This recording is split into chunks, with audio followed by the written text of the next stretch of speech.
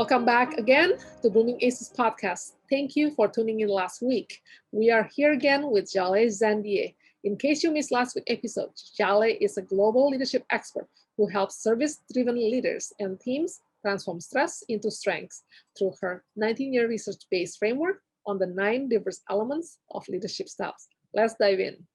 I'm so curious, so you have the microscopic one, it's like sensibility and empathy, right? And then you have the expression and communication.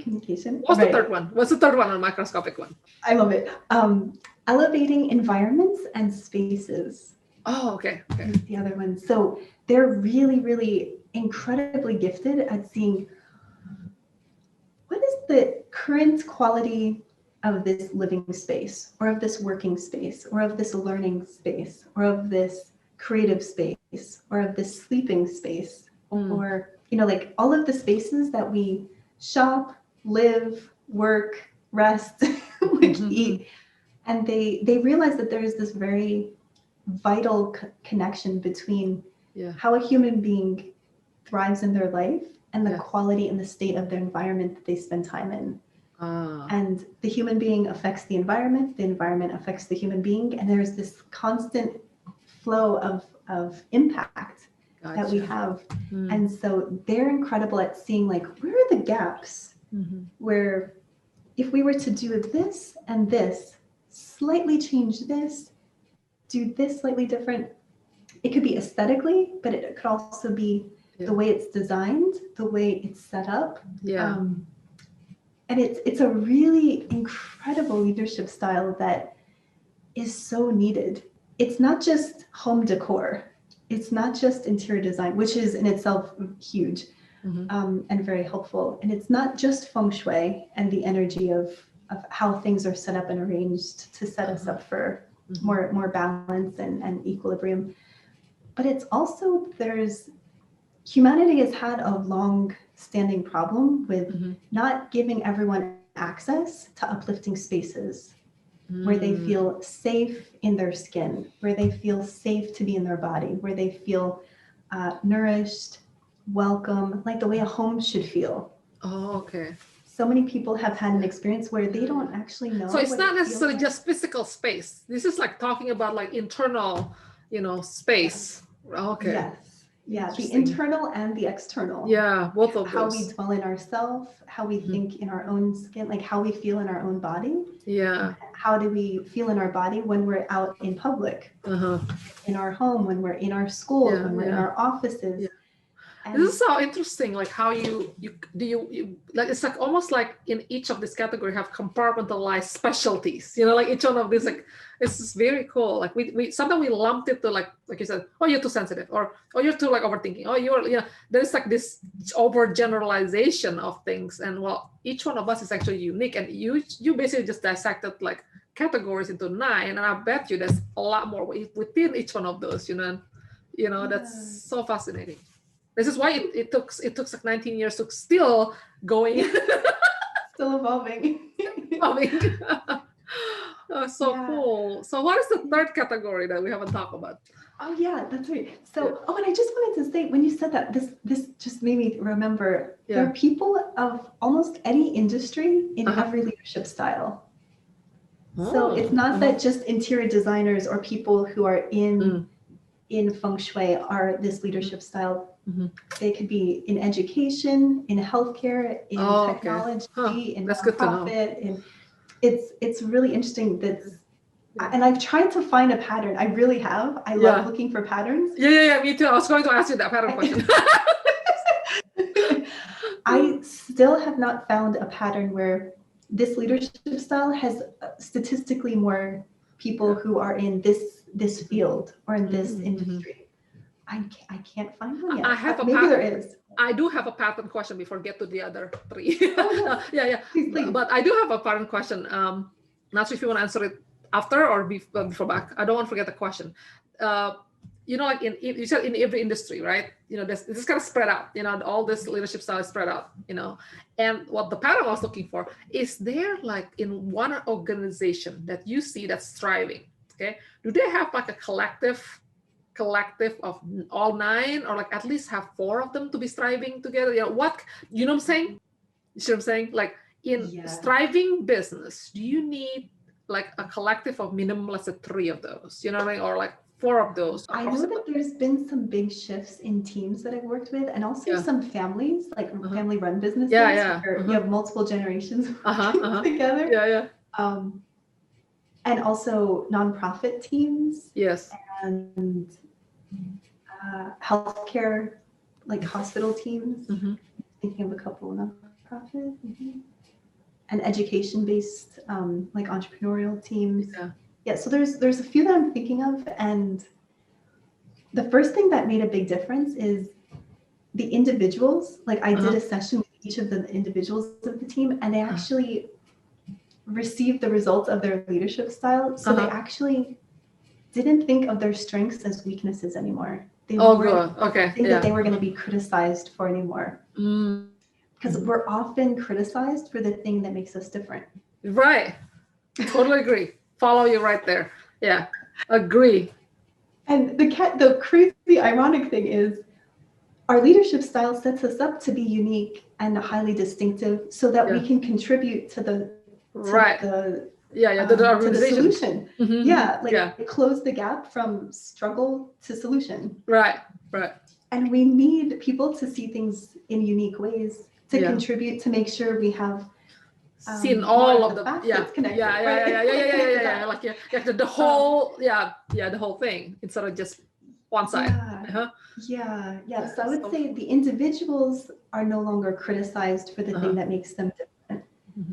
And then they also get to understand and learn the leadership style and strengths of their teammates.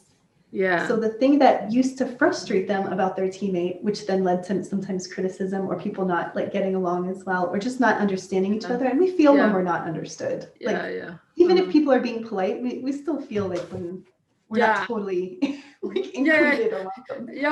Because we're different or something.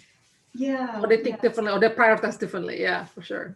Exactly. So how we're perceived makes an impact on how we feel and how much we're willing to share sometimes. So if we don't feel like if our voice is going to be welcomed, we'll stop using it. For sure. Contribute quite as much. We'll still do our job. And that's too bad. That's really too bad for the organization, because that's why, like you want them to contribute their best, and they want to feel appreciated or heard, at least heard and seen. For sure. And often people get promoted because they're not just doing their job the way that they're asked to. They go above and beyond. They actually make really interesting insights. They give really interesting creative solutions to things. And they start to stand out when they speak up and they give helpful information, or they help progress towards the next goal. And so that often leads to bonuses and promotions, and feeling respected, and shown gratitude to. So it helps the organization because now you have more people at least contributing. They may not have the solution all the time, but at least they're in the mode of contributing. And that contribution is at least respected and received. For sure. Okay. That is actually, it's a very good even progress, to me, like you speak to my language, because like there's a progress in the mindset, in the culture of like the organization, also culture of like our society, right? If we can see from each other's, understand each other's trust point, and really highlight their vantage point, that's like already a win of the day. I would say, right? Definitely. So let's not like I wanna go through the 3 other one, because I want to make sure that everybody got that chance to know what if they're the other 3 that we want to talk about. So let's include them. So I just wanted to say, so I think it would be great for every team or organization to honor each person's leadership style, know what they are, know how to encourage it, but also for the individual to appreciate their own leadership style, like their own strengths, and like realize that they can contribute through that lens, in addition to their job, or what their job requires or asks them to do. So I think if teams had a microscope lens, who feels encouraged and welcomed. Yeah. A telescope lens who feels encouraged and understood and welcomed. Yeah. Mm-hmm. And also a hybrid lens, because often the hybrid lens. Is it the third one? Hybrid lens? Yes. So Oh, this is like a segue. okay. Hybrid lens. Got it now. Yeah. So sometimes the telescope lens is moving a little bit fast for the microscope lens. For sure. Yeah. And the microscope can go a little slow for the telescope lens. So they can accidentally, if they are aware of each other and can collaborate really well, that's where the Yeah. Sometimes they get a little frustrated with each other, or if they forget how they work. I can totally see that going. Which is totally normal, and there's no problem. Frustration happens, and it doesn't have to be a problem. It's just a thing that we get to laugh about later. Just day to day. So the what I call the hybrid lens often can be like the translator to see. They can zoom out really easily and see what the telescope is saying. And with one quick switch, they tend to be able to zoom in to see what is the microscope working on and what do they need to hear. Sounds like a manager. It's a good manager. They can be really good managers. They can be really good mediators. They can be really good anything like conflict resolution. Peacemaker, the glue. Yeah. Diplomats, counselors, therapists. Gotcha. Also like authors or professors, people in education that can kind of see, ooh, this person isn't quite getting it. Let me say it this way. This kid isn't getting it. Let me say it a different way. So they're able to be a little bit more malleable. Yeah. To see, how do I change to be to bridge the gap that this individual or that this community might be facing. Sounds like if you were to like translate this into like the Myers-Briggs type indicator test, this person could be like more like a perceiver, not necessarily a judger, maybe, like because they seems to be more open to see both sides. Is that right? They really care about understanding. Understanding, it's letting that understanding, but then also like, how does this understanding, how can it be applied and implemented in a consistent, continuous way, so it becomes part of our mastery. Gotcha. We get to master this skill because we've implemented it and we've practiced and we've trained it, and it informs our decisions. It informs the way we govern. Gotcha. The way we make policy and stuff. So very cool. So I can totally see how every one of these categories of lens is very important to have. All of them, Well, I think we'll be lucky if we have. I think so. I did hybrid one too. So hybrid one have 3. I'm just curious to see like what the difference between the 3 of the hybrid, because that's so interesting. That's so cool. So one is this is a really cool one. I have a couple of clients and a couple of family members with this one, which is empowerment and inclusivity. Okay. So they get so lit up by the possibility, the potential, and progress that includes more people, that welcomes more people, that actually shifts the culture to receive people, not because they're the same, but because they actually bring a new facet of the garden. Like if humanity were all flowers in a garden, that they're the gardeners that are like, we need to have roses, we need to have honeysuckles, we need to have morning glories, we need to have pine trees, we need to have olive trees, and they really care about setting up the garden to have every season included, every type of flower included, for the enhancement and the beautification of the entire space. Nice. The benefit of it all being included. Solely for it's great for like someone who like community building. They're very community, right? They are. They're really great at bringing people together, event coordinating, bringing like they tend to be able to like rally people, get along. Rally the people to get excited. Definitely. They tend to also feel have accepted. Friends of all different backgrounds. They tend to be like invited to Chinese New Year and Egyptian Coptic Yeah. like celebration, Cultural and then like celebrations. like, Yeah. 4th of July banquet, and like the like Persian New Year. Like they tend to know people of a lot of different backgrounds. They might speak different languages. They might actually just like to learn little bits of languages, just in the off chance. So if I were to look for this type of person, I will say in the interview, like, okay, so what kind of celebration do you attend yearly? Chinese? What? How many different culture? If it's 3, okay, you're in. For community so building. funny. Community building. So Position. you know, that would be such a great interview question. People Right. are like, oh, I was not expecting that. Yeah. But are you? Answer the question. Yeah. I'm joking, but I'm not. Like, this is Yeah. Tell me. Show me the pictures. so fun. So fun.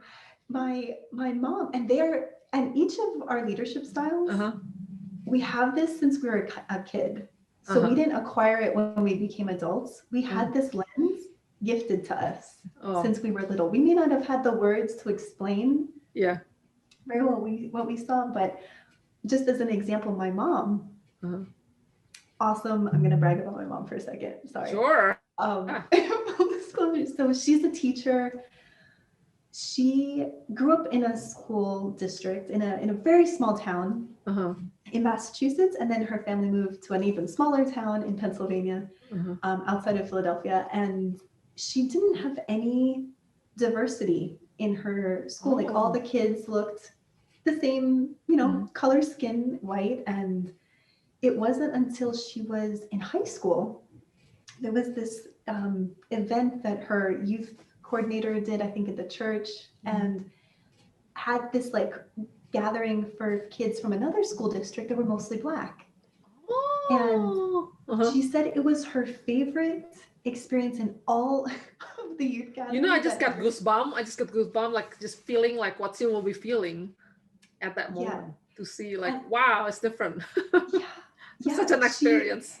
It was this huge nourishing experience that she didn't even know she needed until she had the experience. And she told me this recently. I was like, Mom, you never told me this story before. She's like, I didn't know what I was missing. I just felt so happy. My heart just felt so happy. She's like, and she was very shy. My mom was like a really shy little girl. But she said there was something about just being there with everyone and everyone feeling welcomed and everyone feeling included. And I'm like, Mom, this is your leadership style. When you were, oh my God, so she is an example of the empowerment.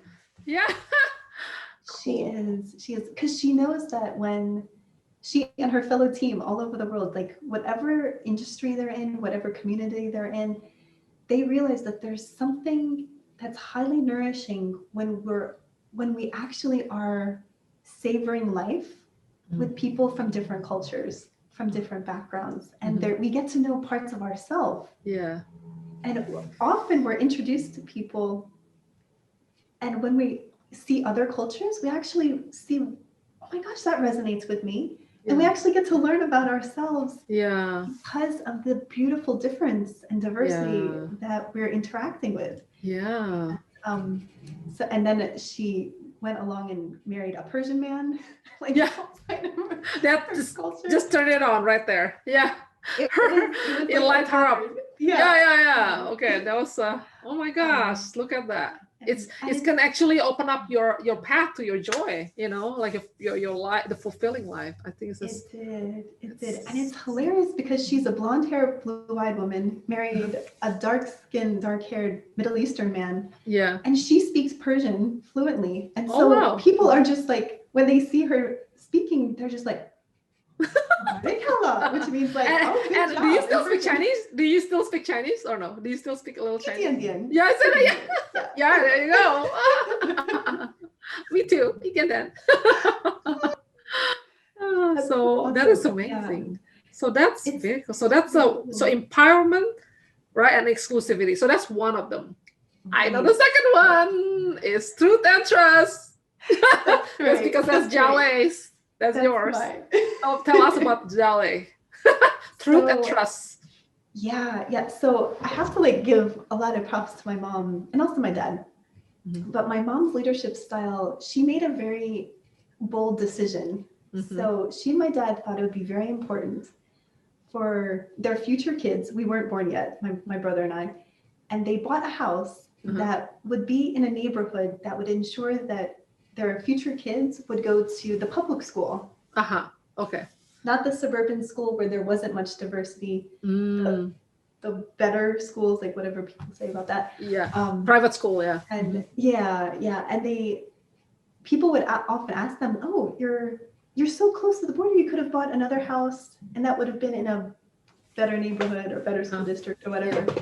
And my mom said, "Well, we want our kids to be with people from all different backgrounds." Like, it was just so obvious. Yeah. That informed her decision. Yeah.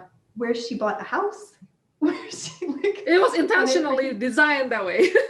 Intentionally designed. It was just obvious to her, like, of course this is important. I didn't have this growing up. Yeah. My dad was in Iran and then came to Kentucky in high school. So he got the benefit of being with different cultures and got to make friends with African-American families once he got to the US. And they just didn't want their future kids, when we came out finally, to not have that incredible type of nourishment. And so as a leadership style of trust and truth, like, I recognize that this pattern is really, really full of integrity. And I so appreciate this about my parents. And so my leadership lens is always looking for, how do we discover and learn and apply truth? How do we become in awe and staying in this posture of learning throughout our life? And how do we actually discover how to trust the truth that is within us, like the truth of our identity, the truth of our capacity, and continue to trust ourselves as we polish those gems of potential strengths until they shine and can be really radiant and bright. Wow. So, amazing. Yeah, I love that. Yeah, I love yours, truth and trust leadership style for sure. So thank you. I love when people trust themselves. I love when people trust themselves and continue to advocate for themselves and really trust and advocate for other people's potential. Yeah. What's your stress point? Let's hear what your stress point. My stress point? Oh, for the truth and trust, So one of them is how to stay patient in the learning mode. Because sometimes when I go zoom out, I'm like, oh, I should have already learned this. I should have already applied it. I should be like this far ahead already. Yeah. And then my microscope lens is, well, you didn't integrate it yet. You're learning how to apply it. So my telescope lens is, once you apply it and you get really good at it, this is possible, and this is possible, and this is possible. And when you help other people, then you can help them, and then that's possible, and that's possible, and that's possible. And I'm like, oh, but I haven't mastered it yet. Oh, it's taking so long. You're frustrated. Like stuck in the middle. That's funny. It's so hard. So sometimes we can be really patient, like me and my team of leaders with this leadership style. We can be really patient with other people's process, but sometimes we are really hard on ourselves because we care so much about learning and then having it be applied and then sharing it. Gotcha. That's funny. So we don't want to be the hurdle or like the pothole. We're like, oh, you gotta learn it. That's it, like integrity with yourself. Don't just be sharing people. I have to do it too. Now. Interesting. That's so interesting to know. That's new. That's you. So cool. Thanks for sharing that. I love I love that, like with all this discussion, like, and then what's the last one? The last one. Nice. For this one. So this one is really, really, really cool. And it's very connected to empowerment and inclusivity. And it's relationship and community building. Okay.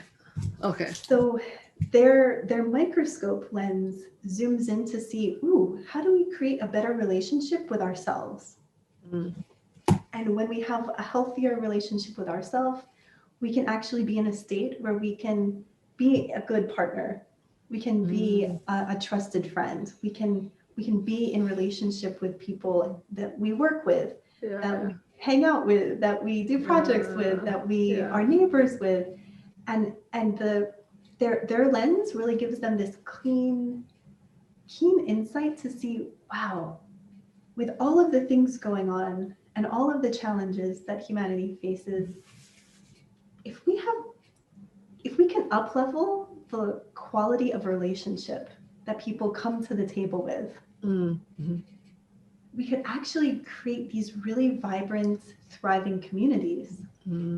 Because communities are like pockets where people congregate and live together in community.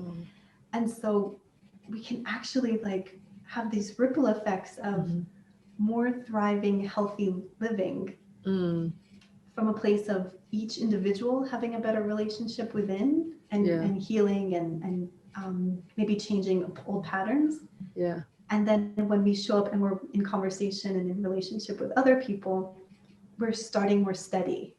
We're stronger, we're more capable, we have more to give, and we also have this increased ability to receive from people in our community. So it's That's so interesting. Like, like looking at all of this leadership style. Like, let me ask you something. Like, as just like let's say you're an entrepreneur, right, or a person just like in career.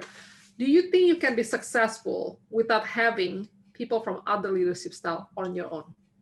Have you seen that? Yeah. Not the same one, the different one. You know what I mean? Right. Erna, you are a beautiful question giver. Oh my gosh, such great questions. I'm so curious. I'm like, this is interesting.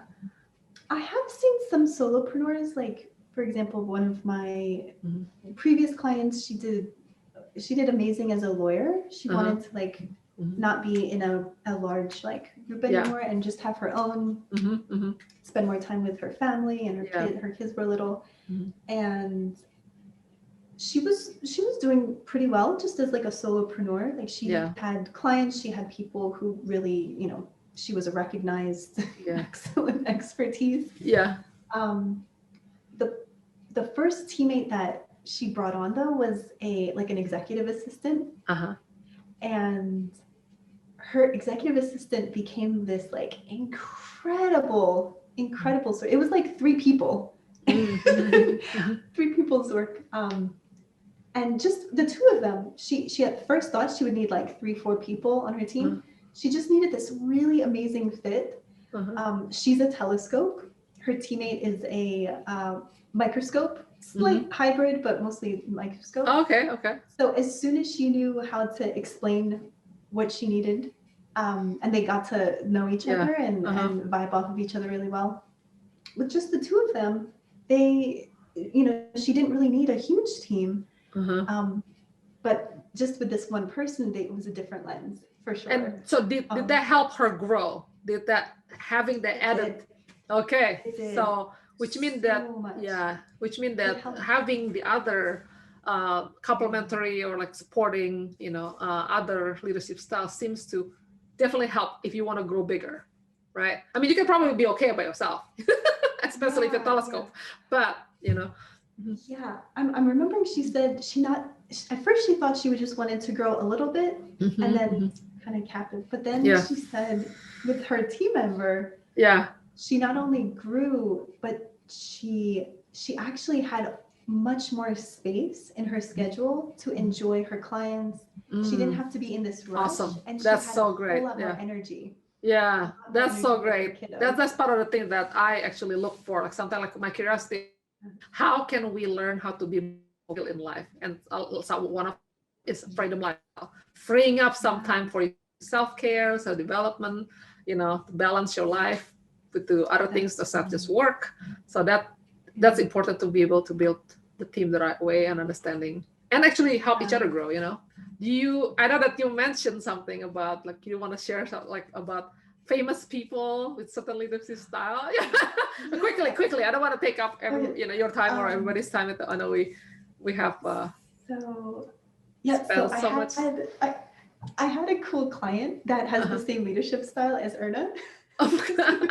And she gave me this like really cool assignment slash suggestion. But when she spoke, I was like, oh, now I have to take it seriously because she's saying something really cool. Yeah. So I didn't see it at the time. And I was like, this feels like a lot of work. Yeah. But what she suggested was, she's like, I'd love to know. And she's like, I have a feeling other people might like to know the leadership style team that are maybe famous people or influential people in art or in culture. And so I was like, how am I going to do this? I don't know these famous people. I was like, who's on your list? Like, who would you be interested to know?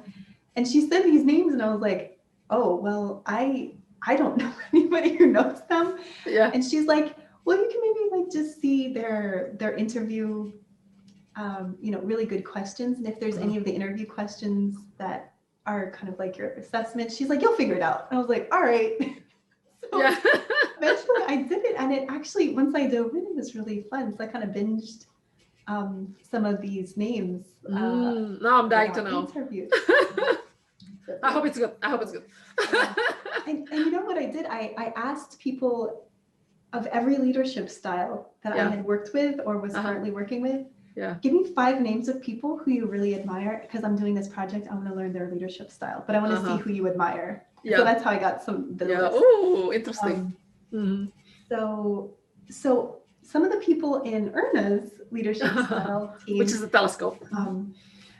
Telescopic innovation and creativity. Some people who are able to like see a big picture before it comes into reality. Like what's possible way before the obstacles are removed and we figured out the path and everything. Yeah. And one of these people is Dr. Martin Luther King Jr. He's like the quintessential like visionary to see how do we get to the mountaintop? Yeah. When we're not there yet, like when we're in the thick of systemic racism and civil rights. Yeah. And he was able to create an image and speak from a place of where we are in the challenges as a nation and also where we could go. And in his speeches, in how he addressed the challenge, it was always seeing. He saw it happen. Yeah, saw it already happening. Yes. That's a cool one. Yeah, and we're so grateful. We're so grateful. I mean, humanity is so blessed when your leadership style, people of your leadership style find their voice and have the courage to use their voice, particularly when it's not popular. Yeah, that's always the tough part. The copying, like to me, like that's the part that we always have to. I think this leadership style has to have courage in order to be successful, because it's gonna always like put into that challenging mode where we have to challenge the current status quo type of thing. It's not popular. Right. For sure. If it was status quo, it wouldn't be innovative. No. Yeah. Right. It'll be a yawn for us. We're like, oh, that's of course. I'm not gonna get up for this. For sure. Yeah. So the frame and the vantage point can often be quite jarring for people who have not even considered that as a possibility. For sure, you'll be ridiculed sometimes. You're like, oh, why you think that's possible, or that's like you're dreaming, you're just not realistic, and all that stuff. For sure. That's right. Sure. So there's some people are like, wait, what? And they lean in and they're like, I want to see what he's seeing with so much clarity. Yeah. And then there's other people who are like, nah. This is just just talk. Yeah. So there's people, I kind of say that there's people who are, when they hear that a party is going on, they get the invitation and they come early because they want to help you set it up. Yeah. They're like, oh, there's this party and this is the theme. What can I bring? Yeah. I'll bring the ice. I'll bring the drinks, I'll bring the music, and there's people who actually want to help set you up. Yeah. Which leadership style is that? Well, leadership style is that one. I want that one. I need that friend. Any leadership style. Yeah. Well, you're often the one that's throwing the party. That's like, this is what's going to go on. Oh, it's myself. I invite myself. Okay. I invite myself to the party. So you're hosting the party. Yeah. You invite people, and the people who show up are the ones that either see it because they have the same lens, or they trust you and they recognize That that trusting. I feel like the trusting is so good. yeah, I always yeah, like appreciate all that. about Like when trust. people like this, they don't really see 100%, but they trust you enough to like, let me help you. Let's see it Yeah, together. yeah, yeah, Help me that's see it. it. Yeah, help me see it. That's That's so it. awesome. Yeah, I really appreciate. I know like I have a few in Yeah, my team for sure. They have that attitude, and I really appreciate what they it's do. You know. it's highly fueling to your Mhm. flame to Yeah. see people who may not get it yet, Mm-hmm. but they want to get it and they're Yeah. curious Yeah. and the Yeah. trust is there Mm-hmm. to lean in Yes. and actively pursue their curiosity to discover it. Yes. Mm-hmm. Yep. Um, Yeah. and then there's people who the party's been going on for a while Mm-hmm. and they're like, I don't know, do I go to this party? I don't know. Is it going to be fun? I don't know. Who's showing up? I don't know. And Yeah. then they Yeah. kind of come late to the party. They Yeah. eventually show up because there's so many people like joining and having Yeah. fun. Yeah. They're Yeah. like, Yeah. Yeah. I The, don't the, want the, to miss the out. house is getting full. Yeah. It's like I'm Like it's seeing like a one FOMO. Like yeah, they have a yeah. FOMO. For sure. That's right. That's interesting. So, and then there's some people who just are thinking it's kind of loud. I don't know. Jaleh, Maybe I'll catch I the just next thought of one. something. We should create a cartoon, and then like the kids to teach kids, about this appreciation with each other. You know, really fun. That's so cool. I love when people appreciate each other. Mm-hmm. Yeah, Whew. me too. It's This it's is this is powerful. a it's a lot of information, you guys. I mean, like I can go on, and I really really love like. I hope you guys I hope your head is hurting because there's so much information, but at the same time inspired and empowered by what Jaleh has to share with us. And every time I talk to Jaleh, we always like learn something new together, right? We And do. yeah, I think it's cool. So one last question, if you don't mind, is Oh no. what is one or two things that you'd like to share to leave with our audience today that you feel can move them forward, even just for a little bit or a lot, based on what you Nice. know? Oh, that's lovely. So one of the power practices that I share with my clients Mm-hmm. is when we invest our time, our energy in developing self-awareness and our own capacity building, our own ability to show up with more of our strengths trained and ready to go. Mm. That is an excellent use of resources. It's an excellent use of time, but that's like you're always going to get some return on your investment when you're investing in yourself. Yeah. It's something so great because especially if you have this service element in what you value, Mm-hmm. when you are stronger in who you are, when you trust yourself more, when you've developed and defined and refined more of your capacities, Mm-hmm. that's good for everyone that you touched in your life, directly or indirectly. Mm-hmm. It creates ripple effect of more support, and your expertise gets to be more felt in the world. So Yeah. it's investing in you, but it's not selfish. It's actually Mm-hmm. setting you up to be a stronger, more capable leader and expert. So Awesome. that would be one, just as a Yeah. mindset of, Yeah. oh, I'm already so busy. I have all these things to do. But if there's a way that you can Mm-hmm. develop and it feels fun, if it activates your curiosity, looking within is usually a really powerful way to radiate more of your strengths outwardly. So it affects not only your own life, but also other people's. So that's Gotcha. one. The other one that I keep thinking is this power of who we spend time with.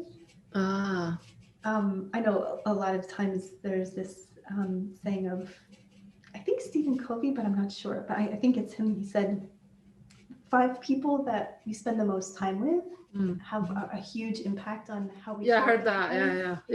Yeah. And so I feel, and online leadership styles, even if we're more extroverted or introverted or kind of a solo artist in our work or like being with a big team, wherever we are on the spectrum, we all get to be enhanced and nourished by the quality of the relationships around us. And so if you have the opportunity to spend time or develop quality connections with people who get you, who respect you, who honor you, who nourish you, and that respect and nourishment can be reciprocal.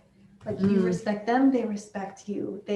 You honor them, they honor you. You encourage them, they encourage you. And I think in friendships, this is important. With mentors, this is important.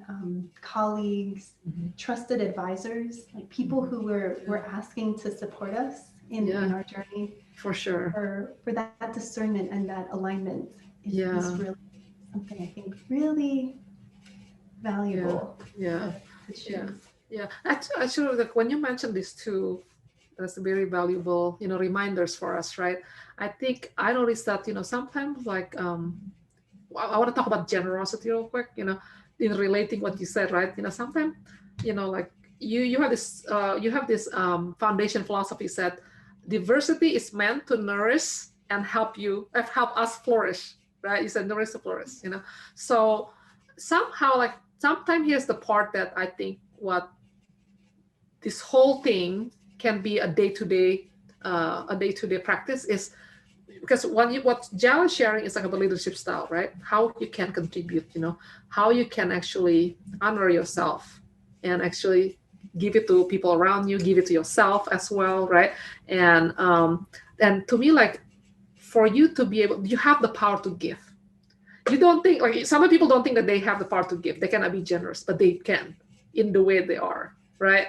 And I think it's a reciprocal thing that we can give to each other. It's like, let them give to you, right? And then remember to give back, right? That's something that I think we all can do every single day. When people give something to you, think about what can what can you give back, because don't think about you're too small, you don't have enough. Yes, you do have enough if you really just honor who you are.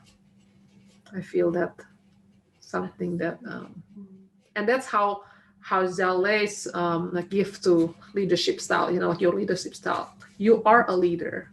You can lead your way to give, right? So it's so nice.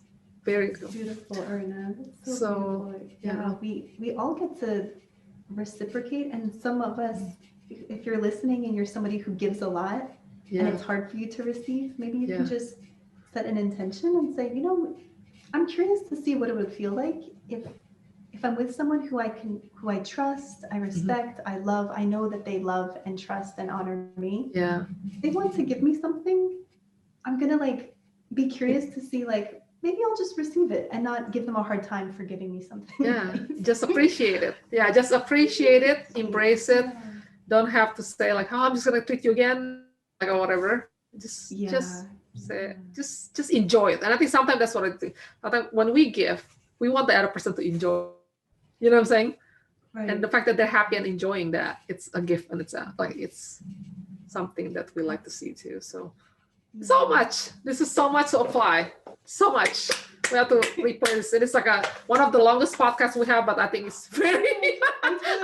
No, it's totally we can totally Jaleh and I, we have this kind of ritual. So going over of our time, but timeless. Time flew by when we're having fun. So but I think hopefully you guys get a lot out of this, and Jaleh actually have something to give, which I'm gonna let you guys know the link below, and once you guys finish with this. But I want to make sure to thank Jaleh for coming here to our podcast and sharing her knowledge, her time generously with us, and we really appreciate you. I love you personally, and I think it's a blessing to get connection with you this year. So Erna, thank you so much. I feel so grateful to have this time with you and to be invited to connect with you and your audience, to serve them. Thank you so much for having me, and I hope it could serve everyone's highest good. I'm sure. I have no doubt. Yeah, for sure. All right, Aces, what did resonate the most with you from what Jaleh just shared with us? If you are curious about your leadership style, we got you. Jaleh has kindly offered her complimentary gift of leadership style assessment via link below. Go ahead and connect with her to discover your leadership style, primary strength, and stress point. I had fun learning mine, and it has helped me lead my business and life better. And if you haven't subscribed to our channel, please go ahead and do that now. Feel free to leave a comment or questions for us below. See you on our next episode. And this is Erna Blooms. Stay well, Aces.